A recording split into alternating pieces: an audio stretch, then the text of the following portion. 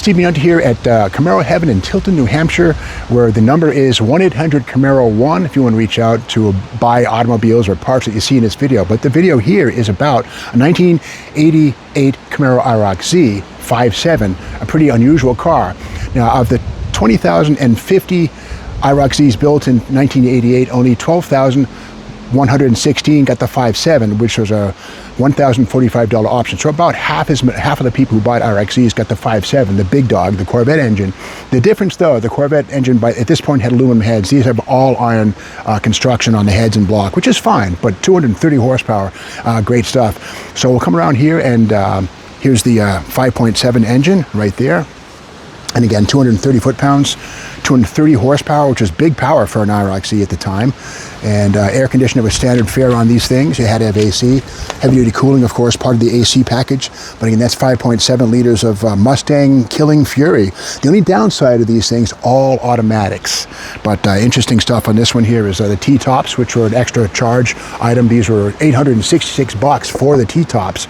But cool stuff on this one. Here's the original SPID inside of the center console right here. Here's the data on the car, and what we see in here is it had the G80 limited slip differential and the CC1 T-tops, again, $866. And J65 is the four-wheel disc brakes, ABCDFJ right down here, and that means the 7.6 axle had disc brakes on the back, so four-wheel disc brakes on this car, and a great performing car, really.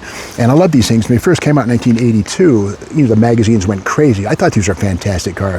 Very humble beginnings, but again, beautiful looking car right on the cover of Car and Driver right here. When I was a kid, I just couldn't get enough. I thought it was a Ferrari. I mean, just basically beautiful styling, and downsized. The third gen F body right here was downsized, by about 400 pounds versus the larger second gen F body. So we'll come around here.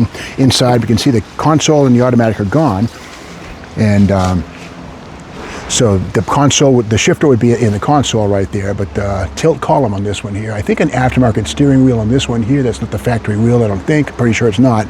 But these were, compact on the inside and outside. Four-seater, two up front, and the back seat, microscopic. There's two little cushions on the back. There's a drive shaft hump that goes right through the bolster on the bottom cushion. So two seating in the back, not four, or three, I should say. And again, massive hatchback on these things, beautiful piece of work. And the wheels on these things were 16s. The first time the GM car came with a 16-inch rim, Iroc only, and these are specific to the front and the back of the car. These are actually, this one, the rear, right there, they have a different offset front and rear. Same size, but the offset is different for the rear versus the front, so the word front is up front, rear at the back, as we see right here. Gator back tires from the factory. Great looking cars in their time. And when I was a kid, when I heard that the 5.7 was coming out, I couldn't believe it, because it was the middle of the 80s, which were a pretty dark period of performance. It was just starting to come back, but these usually had a 305 with 190 horsepower, 165 in the base sort of throttle body 305, but the tune port 305 was decent, but the tune port 350 was kind of like the rebirth of the big block Chevelle or Camaro in my eyes, and that's what it didn't take much to impress me back in 1986 or 87 or 88 when this thing was new. But we'll look inside here, and again, the remains of the velour upholstery on the seat there, tilt column still in effect right here, cruise control, pretty neat. And again, these cars were very popular, and again, just over half of the Iroc Zs got the 5.7 option, which is good. The rest got the 305, which doesn't have as much power down low or elsewhere. Other details we see on this here are the big radiator, aluminum crossflow, of course, which is pretty close to what everything had. Plastic tanks on the ends. Good stuff. A booster fan right here. And of course, power steering, mandatory stuff on these things. And the tune port injection manifold is kind of cool.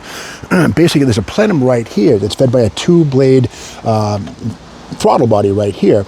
And the plenum here feeds air into these ram tubes. These things here are actually tuned to provide a little bit of a ram-tuned effect, sort of free supercharging and, free horsepower in a sense, really. And on this one, I see headers that have been added for sure. These would have had, would have headers from the factory, and there they are. There's stainless steel headers on this thing, so there they are. And you know, it's restorable, maybe. I mean, they're not rare enough to where people are restoring that. The 1LE road race cars are very desirable, and this would be, if it was a 1LE, it wouldn't be here in the first place, but it would be very worth restoring. The 1LEs were all you couldn't get the 5.7 in the 1LE with a stick shift. They were all automatics with the 1LE road race package, the aluminum drive shaft, larger gas tank, bigger disc brakes, front and rear on the 1LE road race special, limited production. This is not that. Next best thing, though, again, with the 350 engine, a very cool car. If you see something you want to look at or maybe buy parts or pieces from this car, you can reach out to the folks. You can call them at 1-800-Camaro-1 and reach out and talk to them, maybe buy some parts and pieces, or the whole car if you're brave and want to restore this car. But anyway, thanks for watching this video. If you like it, be sure to subscribe to the Steve Banks YouTube channel, and we'll see you tomorrow for more, well, Junkyard Crawl. Thanks for watching.